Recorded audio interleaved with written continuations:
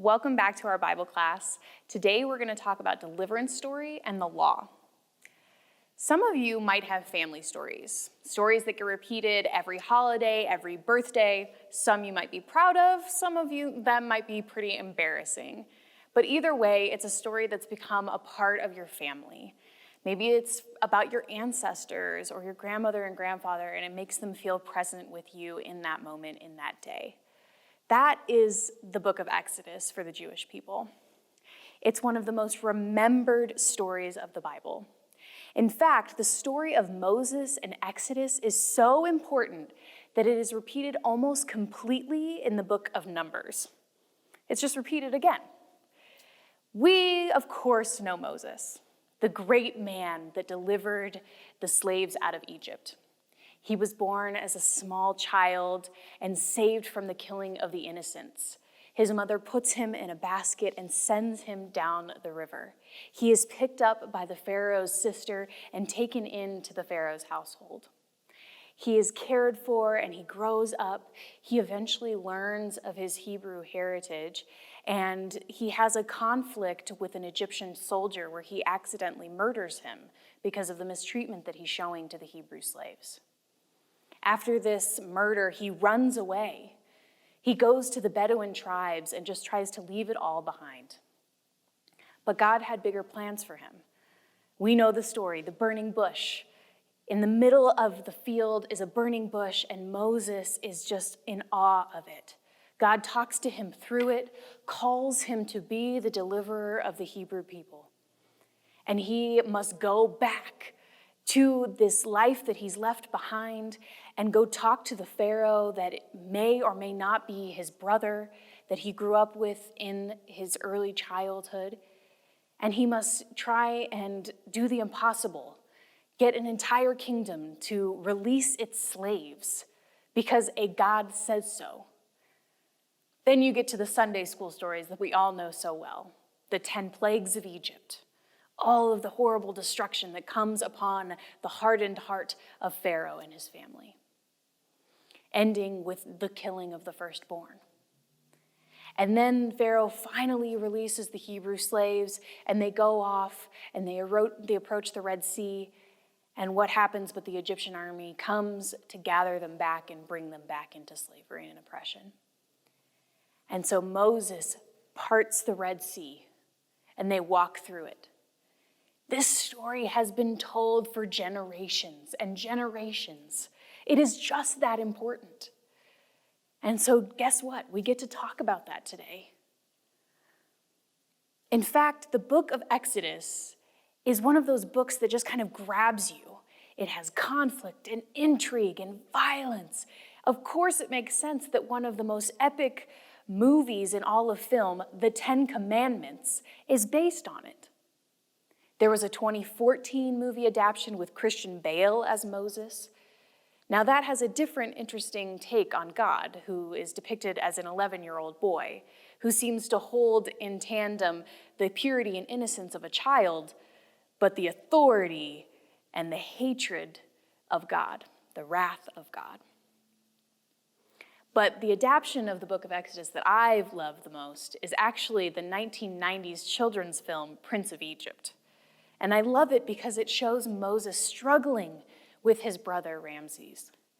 He's struggling with his Hebrew heritage, the fact that he is a part of this generation of people that have been enslaved and oppressed. And yet he also was raised in the Pharaoh's household. And so he has to struggle with those two identities and how he can be a deliverer of his people, but also be empathetic to the man that he knows very well, but we know as the cold-hearted Pharaoh. Moses is pretty relatable. He runs away at first. He's called back, and funny story, he actually tells God at first, "Don't send me." Some historians actually believe that he had a stutter. Yes, one of our patriarchs might have had a disability. And so he goes to God and he says, "Please don't make me the speaker. Choose Aaron, my brother. He'll speak." Now Moses is actually so adamant about this that God says, "Fine, Aaron can be the voice of what I want to say, but I want you to deliver my people. Because Moses holds those two identities in tandem, being a Hebrew and somewhat of an Egyptian too. Now, I once showed my favorite adaptation, Prince of Egypt, to a group of middle schoolers. And being the inquisitive types that they were, the second that the film ended, the questions began. Why would God kill the firstborn sons of Egypt? Why would God kill the whole Egyptian army in the Red Sea? It seems like there could have been grace there. The sea could have closed behind the Israelites and the Hebrews and just left the Egyptians on the other side. Why would God harden the heart of the Pharaoh? Why would God do these things? In the story of Exodus, we have a God who is releasing people from oppression, but there's also some ethical grayness. Why does God cause pain? Why does God cause violence? Why does he kill and harden hearts? When we know God as a loving God, a God of forgiveness. Well, to these questions, I'm going to actually refer to Martin Luther King Jr. and his sermon, The Death of Evil Upon the Seashore. In fact, the book of Exodus is so inspiring that you'll find it at the heart of many social justice sermons and speeches. In this sermon, The Death of Evil Upon the Seashore, Martin Luther King Jr. speaks to this narrative. He actually preached this sermon twice and then revised it later and added to it and published it in a book called Strength to Love. But the most common stating of this sermon is known to be at an ecumenical council where they were recognizing the second anniversary of the Supreme Court's decision, Brown versus Board of Education, that changed segregation in schools. Martin Luther King Jr. uses the biblical imagery of parting the Red Sea and the subsequent killing of the Egyptian army to expose the great victory of God over evil. As he says, this story symbolizes something basic about the universe. It symbolizes something much deeper than the drowning of a few men. For no one can rejoice at the death or defeat of a human person. This story at bottom symbolizes the death of evil. It was the death of inhumane oppression and ungodly exploitation. For Martin Luther King Jr., this story is one of hope and victory, even when it's mired with killing. As my youth asked, those that could have been saved in the Red Sea had if only it had closed right behind the Israelites rather than killing the Egyptians in a fatal wave. And yet hope and victory reside. In this amazing sermon, Martin Luther King Jr. compares the evils of Egypt to the oppression, exploitation, and domination that African Americans were experiencing in America in the 1950s and 60s, as well as the colonialism he was seeing overthrown in places like Asia and Africa. In fact, the book of Exodus is used throughout this whole time to show the great hope that we can still see in the championing of God for the forces of freedom and justice. In its heart, the book of Exodus is a deliverance story, one that gives us comfort that God cares about God's children. We are made in the image of God, and we are to be treated equally and fairly. The book of Exodus shows that good defeats evil, leaving dead upon the seashore those evils of oppression and exploitation. And it tells us that we can be a little bit like Moses too. Fun fact that Harriet Tubman, known for her work in the Underground Railroad, was actually called the Moses of her people. It's also why I love the Prince of Egypt so much. Along with the struggle of Moses, it shows that he is seeking compassion and forgiveness for the Pharaoh, for this brother that he knew so well. And it teaches us that we also have to have compassion and forgiveness for our enemies. As Martin Luther King Jr. put it at the end of his sermon, let us remember that as we struggle against Egypt, we must have love, compassion, and understanding, goodwill for those whom we struggle. Helping them to realize that we seek to defeat the evils of Egypt, we are not seeking to defeat them, but to help them as well as ourselves. The book of Exodus is a nuanced book. It's more than just a bedtime tale of divine action and power. It is a call for us to remember our God and remember our leaders and see the great things that can be accomplished when we work together. But before they can make it to the promised land that God has promised to his people, the same land that was gifted in the covenants with Abraham and his descendants, they have to make it through the wilderness for 40 years, and it's a trial. Out in the wilderness, the Israelites are led by a pillar of fire during the night and a pillar of cloud during the day. There's actually an amazing little detail during the crossing of the Red Sea, that pillar of cloud that was leading them to the Red Sea comes around and stands behind them and protects them from the Egyptian army that's right on their heels. God literally had the Israelites back. And so this beautiful image of the pillar of fire or pillar of cloud, depending on the time of day, is God's presence with the people in the wilderness.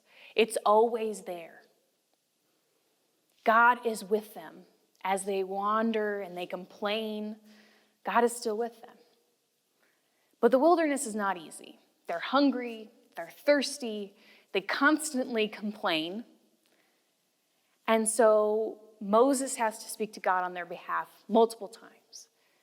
God eventually provides them quail, meat to eat, provides them manna from heaven, which is described as a wafer that's made with honey. That's what it tastes like. And it's given every single day. And then there's even water from a rock. Moses would strike a rock and water would flow from it. Now, this manna from heaven is actually pretty interesting because it's only a day's worth. It is literally a part of learning how to trust God. God gives them enough bread for one day.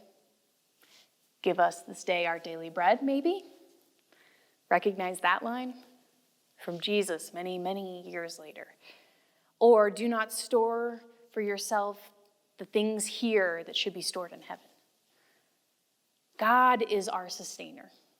And God gives them manna every single day, just enough. Now we know humans, and of course they try to hoard some of the manna, keep it for the next day, and it rots immediately. They quickly learn that they do indeed have to trust that God will just give them food every single day. That manna from heaven will be there when they wake up. The only exception is actually the Sabbath day. That one of those commandments we'll hear about in just a second. And so every Sabbath, they are told not to work on that seventh day, to remember the creation story. And so the day before the Sabbath, God gives them double portions of manna. That is the only time that they are told to keep and hold on to the manna for the next day. And so in that way, not only do we get the beginnings of the echoes that lead into Jesus' own ministry, but we are returned back to creation as well, and told to remember that God is our sustainer and our creator. In chapter 19 of the book of Exodus, the Israelite people finally reach Mount Sinai. Mount Sinai becomes a holy mountain, a place for God to dwell and for the Israelites to witness God from afar, and for Moses to speak to God directly. Now, some of you know what Moses and God were talking about on Mount Sinai, the 10 Commandments, and many other laws that we'll get to in just a second. But for a while, that was the special place for them to come together. And these 10 Commandments, before we actually get into what they say, let's talk about why they were ever given. Why would a group of Hebrew slaves out in the middle of the wilderness need a bunch of laws? Need to learn how to treat one another and to treat God?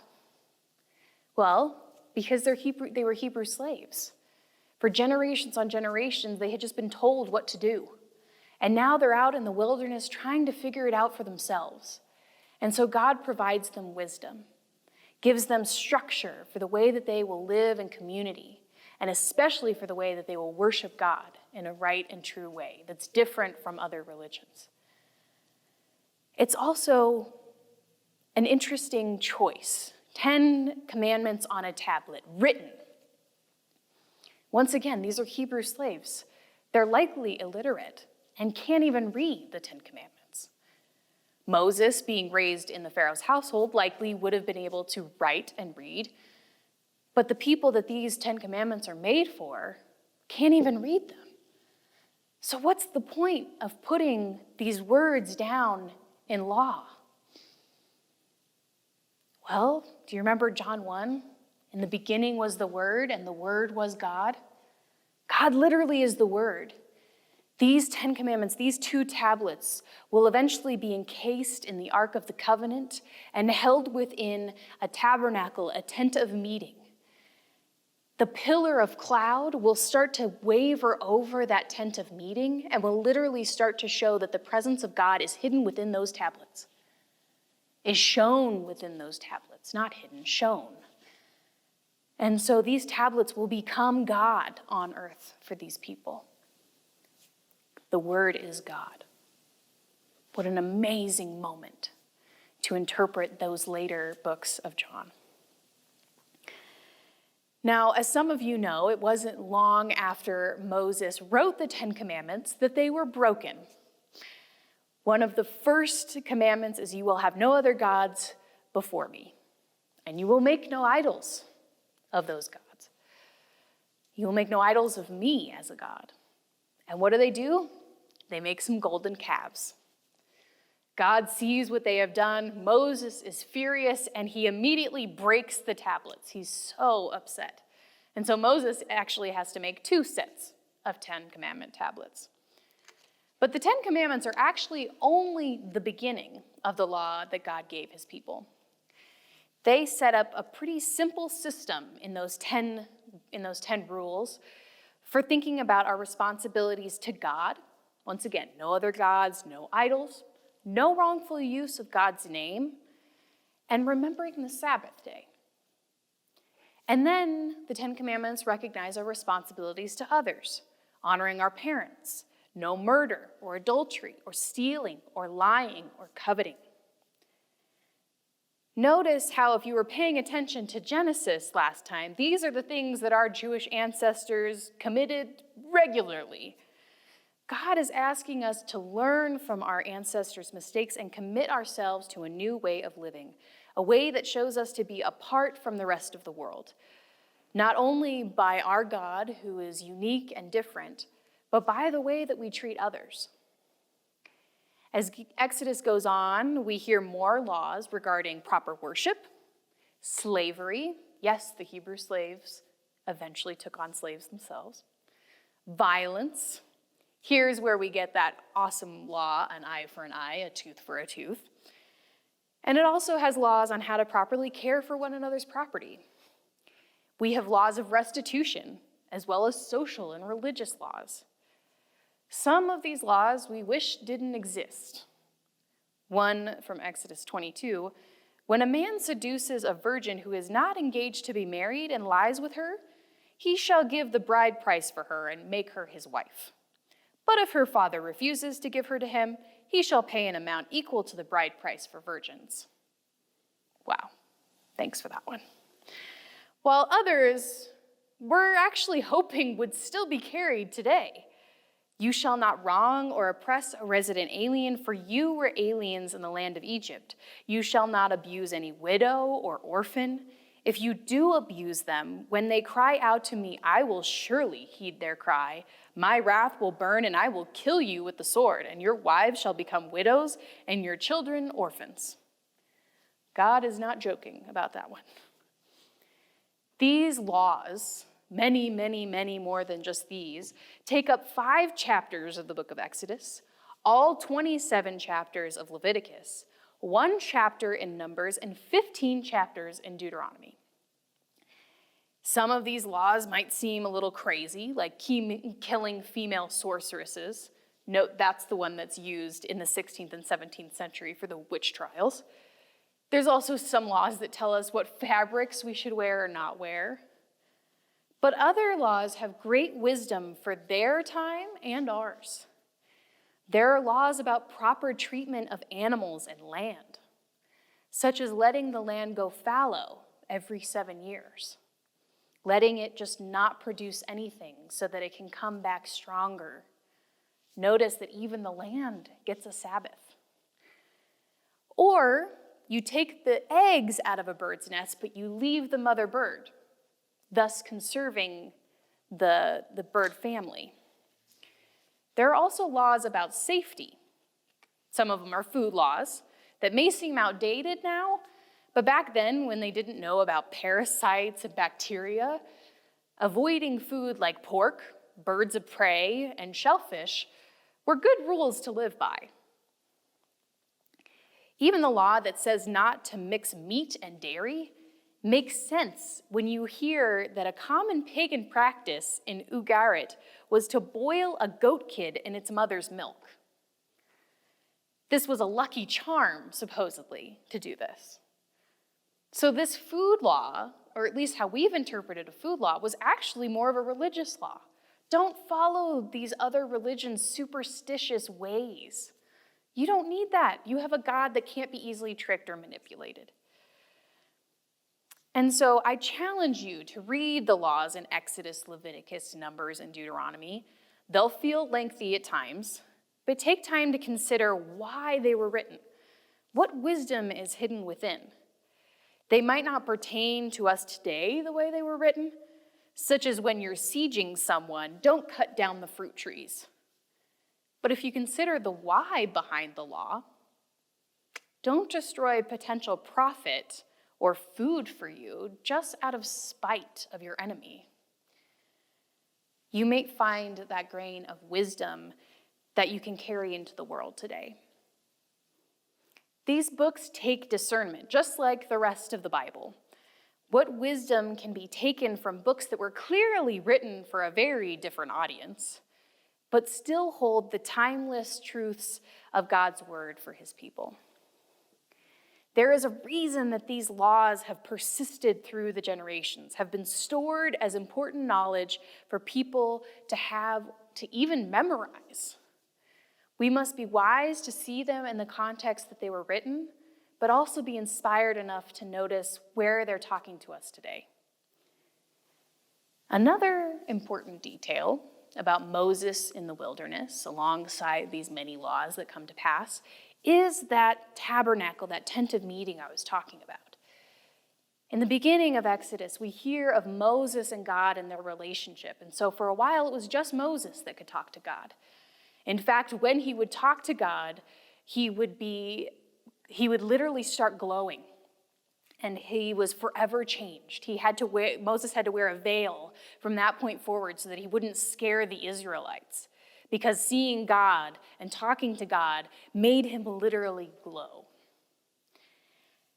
And so when it came to how do we actually make sure that God is there for God's people when Moses is not there, that's where the 10 Commandments come in. They're stored within the Ark of the Covenant. Some of you Indiana Jones fans might recognize that. And that Ark of the Covenant is then held in a tabernacle or tent of meeting.